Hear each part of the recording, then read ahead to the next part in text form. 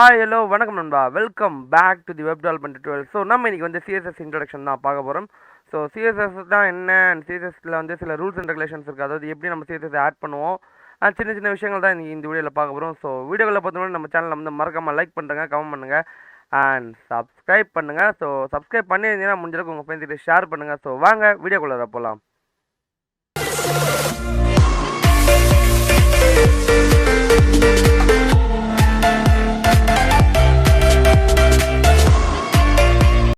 So நண்பா, first what is சிஎஸ்எஸ்ன்றதை பார்த்துருவோம் நண்பா. ஸோ சிஎஸ்எஸ்ன்றது ஒன்றும் இல்லை, சிஎஸ்எஸோட full form cascade style sheet.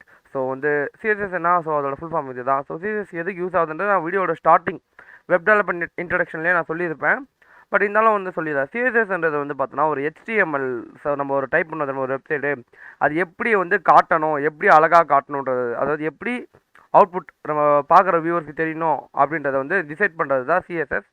நம்ம வந்து லைக் ஸ்டைல் டோட்டலி வந்து ஒரு HTMLக்கு ஸ்டைல் கொடுக்கணும் அப்படின்னா நம்ம சிஎஸ்எஸ் யூஸ் பண்ணுவோம். அதனால தான் சிஎஸ்எஸ் என்ற ஃபுல் ஃபார்ம்லேயே கேஸ்கேடிங் ஸ்டைல் ஷீட்னு சொல்லிட்டு இந்த நேம் வந்திருக்கு. ஸோ ஸ்டைல் வேர்டு அதில் இன்புட் பண்ணியிருக்காங்க.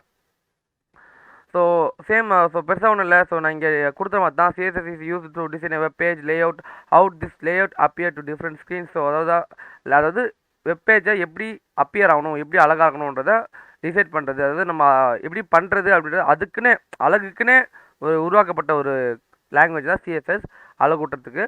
ஸோ பெருசாக ஒன்றும் இல்லை. அதுக்கடுத்து நம்ம மெயினாக என்ன பார்க்க போகிறோம்னா ஒரு சிம்பிளான ஒரு விஷயம் பார்ப்போம், சிஎஸ்எஸ் சின்டாக்ஸ்.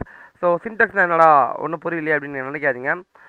ஸோ வந்து நம்ம சிஎஸ்எஸ் எப்படி முதல்ல டிஃபைன் பண்ணுவோம்னா, பேராகிராஃப்னு சொல்லிட்டு நம்ம ஒரு டேக் யூஸ் பண்ணுவோம். HTML பேராகிராஃப் டேக் யூஸ் பண்ணி நான் அதில் வந்து ஒரு லெட்டர் கொடுத்துட்றேன் அப்படின்னா அந்த லெட்டரை வந்து நம்ம சிஎஸ்எஸ்ல யூஸ் பண்ணணுப்போ சிஎஸ்எஸ்ல வந்து ஸ்டைல் என்ற டேக் உள்ள பி நம்ம போட்டு அப்புறம் அதில் வந்து நம்ம ஓப்பன் பிராக்ஸ் யூஸ் பண்ணி பிராக்ஸுக்குள்ளே நம்ம என்ன யூஸ் பண்ணுறோமோ அதுதான் வந்து டிக்ளரேஷன் பிளாக். ஸோ அந்த ப்ராக்கெட் தெரியுமா, ஸோ அந்த ப்ராக்கெட் அந்த பி டிஃபைன் பண்ணுறது தெரியுமா, ஸோ அதுதான் வந்து செலக்டார். அதாவது ஒரு எந்த லைன் நம்ம எடிட் பண்ணணும்னு செலக்ட் பண்ணுறது தெரியுமா, டிஃபைன் பண்ணுறது தெரியுமா, that is call selector. So அதுக்கு உள்ள நம்ம வந்து என்ன ஃபார்மெட், அதாவது இப்போ அது கலர் லைக் வந்து ப்ளூ கலராக இருக்கணும், இவ்வளோ பிக்சல் சைஸில் இருக்கணும்னு சொல்லிட்டு நம்ம டிக்ளேர் பண்ணுறது தெரியுமா, அதுதான் வந்து டிக்ளரேஷன் பிளாக்னுவாங்க. ஸோ ரொம்ப ரொம்ப ஈஸியான ஸ்டெப் தான். ஸோ இதுதான் நம்ம சிஎஸ்எஸ்ல யூஸ் பண்ண போகிறது, வேறு எதுவுமே இல்லை. முழுக்க நம்ம யூஸ் பண்ண போது சிஎஸ்எஸ்ல அப்படின்னு பார்த்தீங்கன்னா இதுதான். ஸோ சிஎஸ்எஸ் சின்டாக்ஸ் பற்றி உங்களுக்கு புரிஞ்சிருக்குன்னு நினைக்கிறேன். ஸோ இப்போ நம்ம அடுத்த மெயின் வந்து நம்ம சோர்ஸில் போயிடலாம். ஸோ என்னடா இப்போ அடுத்து நம்ம என்ன பார்க்க போகிறோம்னா சிஎஸ்எஸ்ஸை எப்படி வந்து நம்ம HTML ஆட் பண்ணுறது, எந்தெந்த மெத்தடில் ஆட் பண்ணலாம். லைக் வந்து 3 மெத்தட்ஸ் இருக்குது. ஒன்று வந்து இன்லைன் டெக்ஸ்ட் ஃபார்மேட்டிங், நீங்கள் பார்த்துருப்பீங்க HTML நான் சொல்லியிருப்பேன் எபிசோட் 4 or 3ல். ஸோ அதே போல் தான் சிஎஸ்எஸ்லுமே inline style formatting and external style formatting and internal file formatting. சுத்தமாக வாயில் வரல. ஸோ சிம்பிளாக சொல்லணும்னா இன்லைனில் நம்ம பண்ணுறது, அது குறிப்பிட்ட லைனில் பண்ணுறது, அப்புறம் நம்ம ஃபைல் உள்ள பண்ணுறது, அப்புறம் ஃபைலுக்கு வெளியே பண்ணி அதை இம்போர்ட் பண்ணுறது. ஸோ அது எப்படின்றத நம்ம பார்த்துருவோம். ஃபர்ஸ்ட் நான் ஆல்ரெடி சோர்ஸ் டைப் பண்ணி வச்சுட்டேன், ஏன்னா நம்ம எக்ஸ்பிளைன் பண்ணுறதுக்கு டைம் ரொம்ப கம்மின்னு சொல்லிட்டு. ஸோ ஃபர்ஸ்ட் நம்ம என்ன பண்ணுறோன்னா இன்லைன் பார்த்துடலாம். ஸோ இன்லைன்றது எப்படி இல்லை, ஒன்றும் இல்லை. நான் என்ன பண்ணேன்னா H1 அப்படின்னு சொல்லி டைப் பண்ணிவிட்டு ஹெட்1 டேக்கில் வந்து நான் என்ன பண்ணேன்னா ஒரு லெட்டர் டைப் பண்ணி வச்சுருக்கேன், திஸ் இஸ் H1 டேக்னு சொல்லிட்டு. ஓகேவா. ஸோ இதில் வந்து என்ன பண்ணுறேன்னா நான் வந்து ஸ்டைல்ன்ற வந்து இந்த H1 டேக் உள்ள H1ஓட ஓப்பனிங் டேக் உள்ள என்ன பண்ணால் ஸ்டைல்னு கொடுத்துட்டு ஈக்குவல் டு ஃபாண்ட் சைஸ். அந்த ஃபாண்ட் சைஸ்க்குள்ளே நான் எவ்வளோ பிக்சல் வேணுமோ அண்ட் அதில் கலரு அண்ட் என்ன அலைன்மெண்ட்டு, ஸோ இதெல்லாம் கொடுத்துட்றேன். ஸோ இதுலேயும் நிறைய ஆட்ரிபியூட்ஸ் இருக்குது. ஸோ நான் நம்மளுக்கு என்னென்ன ஆட்ரிபியூட்ஸ் வேணுமோ, நம்மளுக்கு என்ன வேணுமோ நம்ம அதை கொடுத்துட்டு நான் பண்ணிட்டேன்னா இதை வந்து நான் this is the H1 line கொடுத்துட்றேன். ஸோ நான் இப்போ இதை ரன் பண்ணுறப்போ என்ன ஆகும் அப்படின்னு பார்த்தீங்கன்னா, வெயிட் பண்ணுங்க. ஸோ கோலை கொடுக்குறேன். ஸோ கொடுத்த உடனே நான் வந்து பாருங்கள். ஸோ நம்ம ஃபஸ்ட்டு கொடுத்த லைன் H1 லைன் தானே, H1 லைன் கலர் வந்து நம்ம கொடுத்த மாதிரி எவ்வளோ பிக்சல் சைஸ் கொடுத்துருக்கோம், எந்த கலர் கொடுத்துருக்கோமோ அது ஆட்டோமேட்டிக்காக அந்த கலருக்கு வந்து வந்திருக்கு. ஓகேங்களா.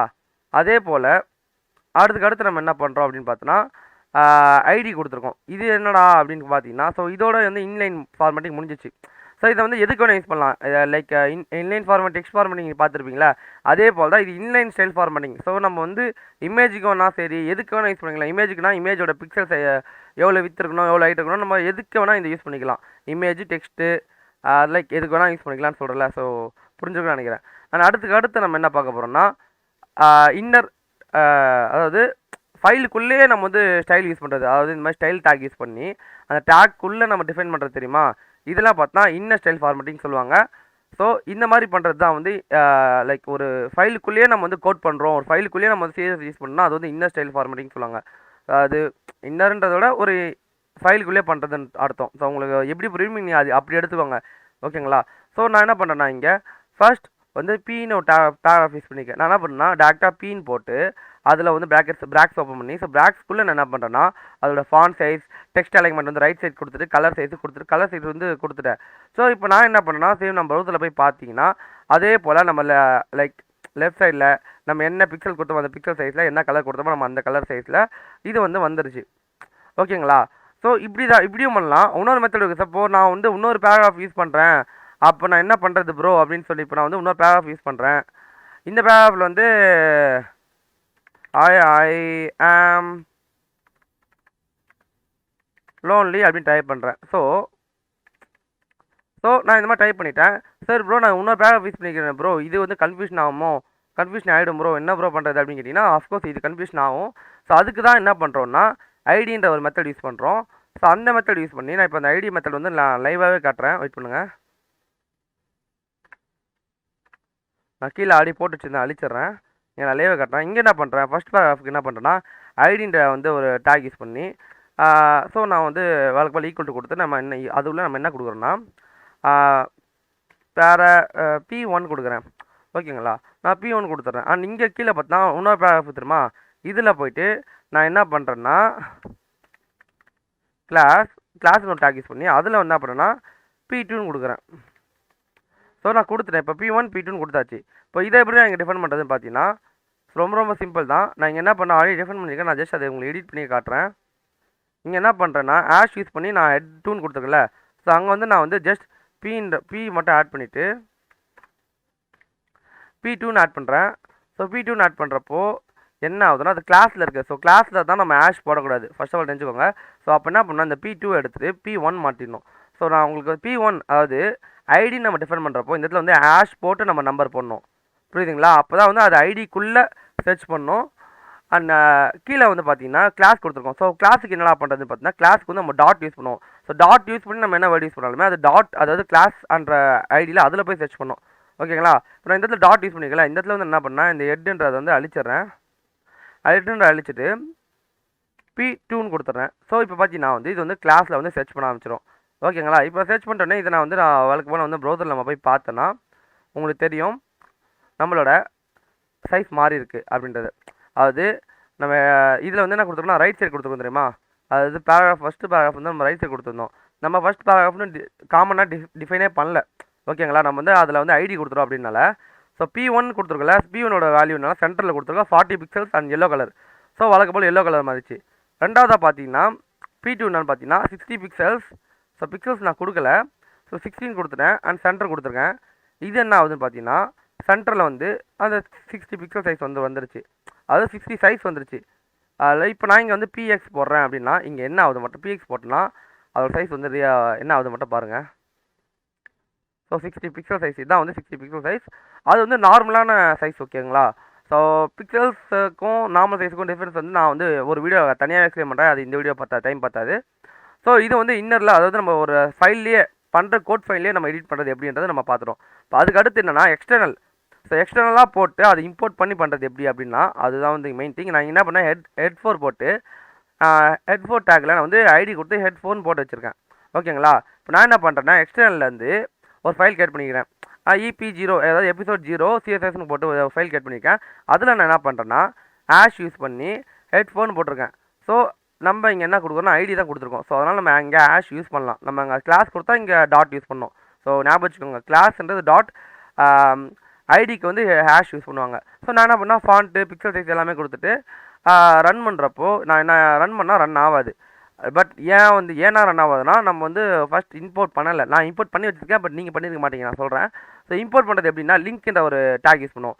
ஸோ லிங்க் டேக் யூஸ் பண்ணி HREFல வந்து நம்மளோட ஃபைல் பார்த்த எங்கன்னு பண்ணுவோம், ஸ்லாஷ் யூஸ் பண்ணி இந்த ஃபைல் நேமை பண்ணணும், EP-0 .css போட்டிருக்கேன். ஸோ எபிசோட் 0.css போட்டு real for relation. So relation வந்து பார்த்தீங்கன்னா ஸ்டைல் ஷீட் ரிலேஷன் தான் இருக்குது. ஸோ ஸ்டைல் ஷீட் கொடுத்துட்டு சில ப்ரௌசர் என்ன ஆகும்னா டைப் ரெக்குவயர்மெண்ட் பண்ணணும் சில ப்ரௌசர்ஸ், ஓகேவா? அதுக்கோசம் நம்ம என்ன பண்ணால் type equal to text slash CSS கொடுக்குறோம். ஸோ இந்த ஃபைலில் இருக்கிற எல்லாமே சிஎஸ்எஸ் ஃபார்மெட்டில் தான் இருக்குது அப்படின்னு சொல்லிட்டு நம்ம ப்ரௌசர் நினைக்கும். ஓகேங்களா? அப்படி பண்ணிவிட்டு நம்ம இங்கே என்ன எடிட் பண்ணாலுமே ஸோ இங்கே டேரக்டாக எடிட் ஆகும், அதாவது ப்ரௌசரில் டேரக்டாக எடிட் ஆகும். ஸோ அதனால தான் இங்கே H4 டேக் வந்து பார்த்தோன்னா ப்ளூ கலராக இருக்குது. நான் உங்களுக்கு நம்மளாம் காட்டுறேன் பாருங்கள். இந்த இடத்துல பிக்சல் எடிட் பண்ணுறேன், பிக்சல் வந்து 50 போடுறேன். இப்போ நான் ப்ரௌசர் ஓப்பன் பண்ணி பார்க்குறேன், பாருங்கள் எவ்வளோ பெருசாக மாறிடுச்சுன்னு சொல்லிட்டு. ஸோ இந்த இடத்துல கலருக்கு தெரியுமா, கலர் வந்து நான் ரெட்டுன்னு கொடுக்குறேன். ஸோ ஆட்டோமேட்டிக்காக வந்து ப்ரௌசரை பார்த்தா ரெட்டாக மாறிடுச்சு. ஸோ இவ்வளோ தான் வீடியோ. ஸோ இந்த வீடியோவில் வந்து நான் சொல்லணும்னு நினச்சது இதோட தான். ஸோ ஜஸ்ட் ஒரு இன்ட்ரடக்ஷன் வீடியோ தான். நாலுலேருந்து நம்ம வந்து கிளியர் கட்டான வீடியோ உள்ள டீப்பாக போயிடலாம். ஸோ இது ஜஸ்ட் இன்ட்ரடக்ஷன் தான். ஸோ இந்த வீடியோ பிடிச்சிருந்தா லைக் பண்ணுங்கள், கமெண்ட் பண்ணுங்கள், ஷேர் பண்ணுங்கள். ஸோ நீங்கள் இந்த சேனலுக்கு புது ஆளாக இருந்தீங்கன்னா ஸோ என் பேர் லோகித். நாங்கள் இந்த மாதிரி ஃப்ரீ டியூட்டோரியல்ஸ் வந்து போட்டு வரோம். ஸோ நீங்கள் ரெகுலராக பார்க்கலாம். நிறைய டியூட்டோரியல்ஸ் நாங்கள் போடுறோம். பாட் டெவலப்மெண்ட், டிஸ்கார்ட் டெவலப்மெண்ட், அதாவது டிஸ்கார்ட் சர்வர் உருவாக்குலேருந்து எல்லாமே போட போகிறோம் ஃபியூச்சரில். ஸோ சப்ஸ்கிரைப் பண்ணி வச்சுக்கோங்க, கண்டிப்பாக உங்களுக்கு ஃபியூச்சரில் யூஸ் ஆகும். So bye guys, see you in next video.